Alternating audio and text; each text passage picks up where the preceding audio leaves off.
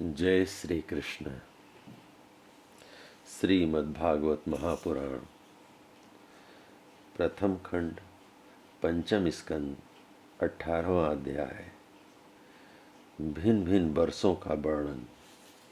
श्री सुखदेव जी कहते हैं, राजन, भद्रासव वर्ष में धर्मपुत्र भद्रश्रवा और उनके मुख्य मुख्य सेवक भगवान वासुदेव की है ग्रीवा संजक धर्ममयी प्रिय मूर्ति को अत्यंत समाधि निष्ठा के द्वारा हृदय में स्थापित कर इस मंत्र का जप करते हुए स्तुति करते हैं। चित्त को विशुद्ध करने वाले ओंकार स्वरूप भगवान धर्म को नमस्कार है।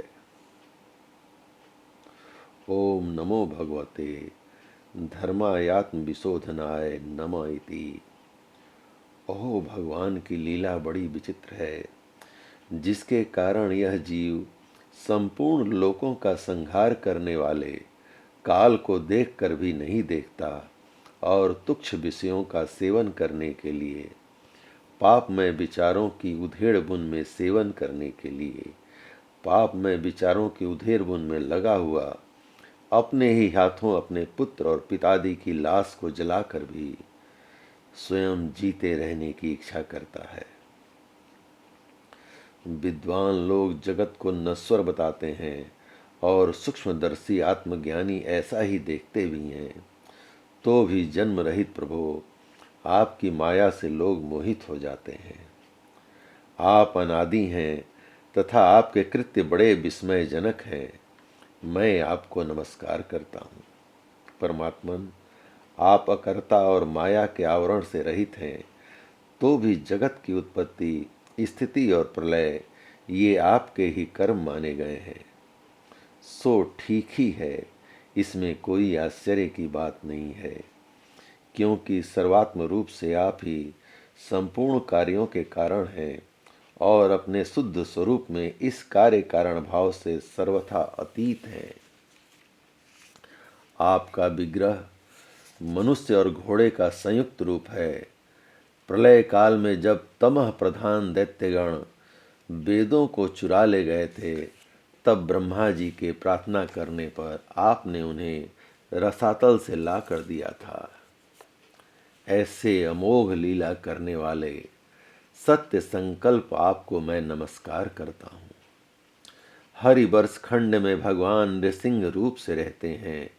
उन्होंने यह रूप जिस कारण से धारण किया था, उसके आगे सप्तम स्कंद में वर्णन किया जाएगा। भगवान के उस प्रिय रूप की महाभागवत प्रहलाद जी उस वर्ष के अन्य पुरुषों के सहित निष्काम एवं अनन्य भक्ति भाव से उपासना करते हैं। ये प्रहलाद जी महापुरुषोचित गुणों से संपन्न हैं तथा इन्होंने अपने शील और आचरण से दैत्य और दानवों के कुल को पवित्र कर दिया है। वे इस मंत्र तथा स्तोत्र का जप पाठ करते हैं। ओंकार स्वरूप भगवान श्री नरसिंह देव को नमस्कार है। आप अग्नि आदि तेजों के भी तेज हैं, आपको नमस्कार है। हे वज्रनख, हे वज्रदृष्ट, आप हमारे समीप होकर होइए, प्रकट होइए, हमारी कर्म वासनाओं को जला डालिए, जला डालिए, हमारे अज्ञान रूप अंधकार को नष्ट कीजिए, नष्ट कीजिए। ओम स्वाहा। हमारे अंतःकरण में अभयदान देते हुए प्रकाशित होइए। ओम क्षौम। नाथ, विश्व का कल्याण हो, दुष्टों की बुद्धि शुद्ध हो, सब प्राणियों में परस्पर सद्भावना हो, सभी एक दूसरे का हित चिंतन करें। हमारा मन शुभ मार्ग में प्रवृत्त हो और हम सबकी बुद्धि निष्काम भाव से भगवान श्री हरि में प्रवेश करे। प्रभो, घर, स्त्री, पुत्र, धन और भाई बंधुओं में हमारी आसक्ति न हो। यदि हो तो केवल भगवान के प्रेमी भक्तों में ही। जो संयमी पुरुष केवल शरीर निर्वाह के योग्य अनादि से संतुष्ट रहता है, उसे जितनी शीघ्र सिद्धि प्राप्त होती है, वैसी इंद्रिय लोलुप पुरुषों को नहीं होती। उन भगवत भक्तों के संग से भगवान के तीर्थ तुल्य पवित्र चरित्र सुनने को मिलते हैं, जो उनकी असाधारण शक्ति एवं प्रभाव के सूचक होते हैं। उनका बार बार सेवन करने वालों के कानों के रास्ते से भगवान हृदय में प्रवेश कर जाते हैं और उनके सभी प्रकार के दैहिक और मानसिक मलों को नष्ट कर देते हैं। फिर भला उन भगवत भक्तों का संग कौन न करेगा। जिस पुरुष की भगवान में निष्काम भक्ति है, उसके हृदय में समस्त देवता धर्म ज्ञानादि संपूर्ण सद्गुणों के सहित सदा निवास करते हैं। किंतु जो भगवान का भक्त नहीं है, उसमें महापुरुषों के वे गुण आ ही कहाँ से सकते हैं। वह तो तरह तरह के संकल्प करके निरंतर तुच्छ बाहरी विषयों की ओर ही दौड़ता रहता है। जैसे मछलियों को जल अत्यंत प्रिय उनके जीवन का आधार होता है, उसी प्रकार साक्षात श्री हरि ही समस्त देहधारियों के प्रियतम आत्मा है। उन्हें त्याग कर यदि कोई महत्वाभिमानी पुरुष घर में आसक्त रहता है, तो उस दशा में स्त्री पुरुषों का बड़प्पन केवल आयु को लेकर ही माना जाता है, गुण की दृष्टि से नहीं। अतः सुरगण, तुम तृष्णा, राग, विषाद, क्रोध, अभिमान, इच्छा, भय, दीनता और मानसिक संताप के मूल तथा जन्म मरण रूप संसार चक्र का वहन करने वाले गृह आदि को त्याग कर भगवान नृसिंह के निर्भय चरण कमलों का आश्रय लो। केतुमाल वर्ष में लक्ष्मी जी का तथा संवत्सर नामक प्रजापति के पुत्र और पुत्रियों का प्रिय करने के लिए भगवान कामदेव रूप से निवास करते हैं। उन रात्रि की अभिमानी देवता रूप कन्याओं और दिवसाभिमानी देवता रूप पुत्रों की संख्या मनुष्यों की 100 वर्ष की आयु के दिन और रात के बराबर अर्थात 36 हजार वर्ष है, और वे ही उस वर्ष के अधिपति हैं। वे कन्याएं परम पुरुष श्री नारायण के श्रेष्ठ अस्त्र सुदर्शन चक्र के तेज से डर जाती हैं, इसलिए प्रत्येक वर्ष के अंत में उनके गर्भ नष्ट होकर गिर जाते हैं। भगवान अपने सुललित गति विलास से सुशोभित मधुर मधुर मंद मुस्कान से मनोहर लीलापूर्ण चारु चितवन से कुछ उजके कुछ सुंदर भूमंडल की छबीली छटा के द्वारा बदना रविंद्र का राशि राशि सौंदर्य उड़ेलकर सौंदर्य देवी श्री लक्ष्मी जी को अत्यंत आनंदित करते और स्वयं भी आनंदित होते रहते हैं। श्री लक्ष्मी जी परम समाधि योग के द्वारा भगवान के उस मायामय स्वरूप की तथा रात्रि के समय प्रजापति संवत्सर की कन्याओं सहित और दिन में उनके पतियों के सहित आराधना और इस मंत्र का जप करती हुई भगवान की स्तुति करती हैं।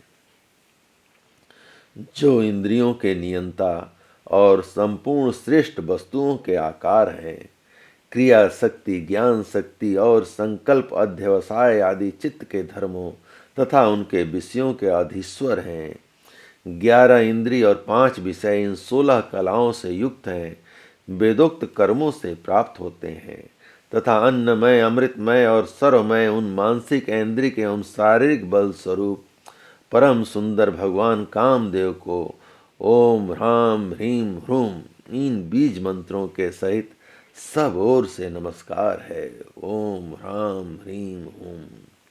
भगवान, आप इंद्रियों के अधीश्वर हैं। स्त्रियां तरह तरह के कठोर व्रतों से आपकी ही आराधना करके अन्य लौकिक पतियों की इच्छा किया करती हैं, किंतु वे उनके प्रिय पुत्र, धन और आयु की रक्षा नहीं कर सकते, क्योंकि वे स्वयं ही परतंत्र हैं। सच्चा पति, रक्षा करने वाला या ईश्वर वही है जो स्वयं सर्वथा निर्भय हो और दूसरे भयभीत लोगों की सब प्रकार से रक्षा कर सके। ऐसे पति एकमात्र आप ही हैं। यदि एक से अधिक ईश्वर माने जाएं, तो उन्हें एक दूसरे से भय होने की संभावना है। अतएव आप अपनी प्राप्ति से बढ़कर और किसी लाभ को नहीं मानते। भगवान, जो स्त्री आपके चरण कमलों का पूजन ही चाहती है और किसी वस्तु की इच्छा नहीं करती, उसकी सभी कामनाएं पूर्ण हो जाती हैं। किंतु जो किसी एक कामना को लेकर आपकी उपासना करती है, उसे आप केवल वही वस्तु देते हैं, और जब भोग समाप्त होने पर वह नष्ट हो जाती है तो उसके लिए उसे संतप्त होना पड़ता है। अजीत, मुझे पाने के लिए इंद्रिय सुख के अभिलाषी ब्रह्मा और रुद्र आदि समस्त सुरासुरगण घोर तपस्या करते रहते हैं, किंतु आपके चरण कमलों का आश्रय लेने वाले भक्त के सिवा मुझे कोई पा नहीं सकता, क्योंकि मेरा मन तो आप में ही लगा रहता है। अच्युत, आप अपने जिस बंदनी कर कमल को भक्तों के मस्तक पर रखते हैं, उसे मेरे सिर पर भी रखिए। वरेण्य, आप मुझे केवल श्री लांछन रूप से अपने बक्ष स्थल में ही धारण करते हैं। सो आप सर्व समर्थ हैं। आप अपनी माया से जो लीलाएं करते हैं, उनका रहस्य कौन जान सकता है। रम्यक वर्ष में भगवान ने वहां के अधिपति मनु को पूर्व काल में अपना परम प्रिय मत्स्य रूप दिखाया था। मनु जी, इस समय भी भगवान उसी रूप की बड़ी भक्ति भाव से उपासना करते हैं और इस मंत्र का जप करते हुए स्तुति करते हैं। सत्व प्रधान मुख्य प्राण सुतात्मा तथा मनोबल, इंद्रिय बल और शरीर बल ओंकार पद के अर्थ सर्वश्रेष्ठ भगवान महामत्य को बार बार नमस्कार है। प्रभो, नट जिस प्रकार कठपुतलियों को नचाता है, उसी प्रकार आप ब्रह्मादि नामों की डोरी से संपूर्ण विश्व को अपने अधीन करके नचा रहे हैं। अतः आप ही सबके प्रेरक हैं। आपको ब्रह्मादि लोकपाल गण भी नहीं देख सकते, तथापि आप समस्त प्राणियों के भीतर प्राण रूप से और बाहर वायु रूप से निरंतर संचार करते रहते हैं। वेद ही आपका महान शब्द है। एक बार इंद्रादि इंद्रियाभिमानी देवताओं के प्राण स्वरूप आपसे डाह हुआ, तब आपके अलग हो जाने पर वे अलग अलग अथवा आपस में मिलकर भी मनुष्य, पशु, स्थावर, जंगम आदि जितने शरीर दिखाई देते हैं, उनमें से किसी की बहुत यत्न करने पर भी रक्षा नहीं कर सके। हे अजन्मा प्रभो, आपने मेरे सहित समस्त औषध और लताओं की आश्रय रूपा इस पृथ्वी को लेकर बड़ी बड़ी उत्ताल तरंगों से युक्त प्रलय कालीन समुद्र में बड़े उत्साह से विहार किया था। आप संसार के समस्त प्राण समुदाय के नियंता हैं। मेरा आपको नमस्कार है। हिरण्मय वर्ष में भगवान कक्ष रूप धारण करके रहते हैं। वहाँ के निवासियों के सहित पितृराज अर्यमा भगवान की उस प्रियतम मूर्ति की उपासना करते हैं और इस मंत्र को निरंतर जपते हुए स्तुति करते हैं। जो संपूर्ण सत्व गुण से युक्त है, जल में विचरते रहने के कारण जिनके स्थान का कोई निश्चय नहीं है तथा जो काल की मर्यादा के बाहर है, उन ओंकार स्वरूप सर्वव्यापक सर्वाधार भगवान कच्छप को बार बार नमस्कार है। भगवान, अनेक रूपों में प्रतीत होने वाला यह दृश्य प्रपंच यद्यपि मिथ्या ही निश्चय होता है, इसलिए इसकी वस्तुतः कोई संख्या नहीं है। तथापि यह माया से प्रकाशित होने वाला आपका ही रूप है। ऐसे अनिर्वचनीय रूप आपको मेरा नमस्कार है। एकमात्र आप ही जरायुज, स्वदेज, अंडज, उद्भज, जंगम, स्थावर, देवता, ऋषि, पितृगण, भूत, इंद्रिय, स्वर्ग, आकाश, पृथ्वी, पर्वत, नदी, समुद्र, द्वीप, ग्रह और तारा आदि विभिन्न नामों से प्रसिद्ध हैं। आप असंख्य नाम, रूप और आकृतियों से युक्त हैं। कपिलादि विद्वानों ने जो आप में 24 तत्वों की संख्या निश्चित की है, वह जिस तत्व दृष्टि का उदय होने पर निवृत्त हो जाती है, वह भी वस्तुतः आपका ही स्वरूप है। ऐसे सांख्य सिद्धांत स्वरूप आपको मेरा नमस्कार है। उत्तर कुरुवर्ष में भगवान यज्ञ पुरुष बराह मूर्ति धारण करके विराजमान है। वहाँ के निवासियों के सहित साक्षात पृथ्वी देवी उनकी अविचल भक्ति भाव से उपासना करती और इस परम उत्कृष्ट मंत्र का जप करती हुई स्तुति करती हैं। जिनका तत्व मंत्रों से जाना जाता है, जो यज्ञ और कृत रूप हैं तथा बड़े बड़े यज्ञ जिनके अंग हैं, उन ओंकार स्वरूप शुक्ल कर्ममय त्रियुग मूर्ति पुरुषोत्तम भगवान बाराह को बार बार नमस्कार है। ऋत्विज गण जिस प्रकार अरण्य रूप काष्ठ खंडों में छिपी हुई अग्नि को मंथन द्वारा प्रकट करते हैं, उसी प्रकार कर्माशक्ति एवं कर्म फल की कामना से छिपे हुए जिनके रूप को देखने की इच्छा से परम प्रवीण पंडित जन अपने विवेक युक्त मन रूप मंथन काष्ठ से शरीर एवं इंद्रादि को बिलो डालते हैं। इस प्रकार मंथन करने पर अपने स्वरूप को प्रकट करने वाले आपको नमस्कार है। विचार तथा यम नियमादि योगांगों के साधन से जिनकी बुद्धि निश्चयात्मिकता हो गई है, वे महापुरुष द्रव्य क्रिया हेतु विषय इंद्रियों के व्यापार इंद्रियाधिष्ठाता देवता अयन शरीर ईश काल और कर्ता अहंकार आदि माया के कार्यों को देखकर जिनके वास्तविक स्वरूप का निश्चय करते हैं, ऐसे माइक आकृतियों से रहित आपको बार बार नमस्कार है।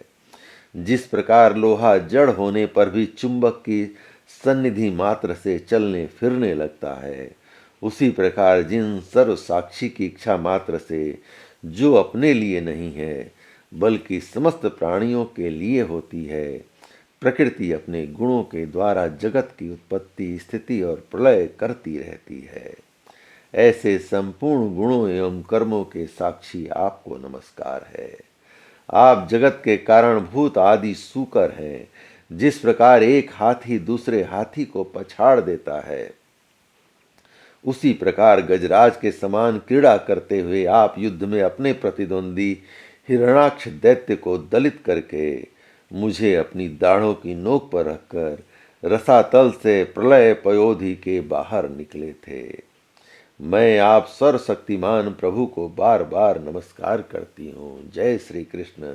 इस प्रकार भगवान श्री कृष्ण की महान कृपा से श्रीमद् भागवत महापुराण प्रथम खंड पंचम स्कंद का 18वां अध्याय संपूर्ण हुआ। जय श्री कृष्ण।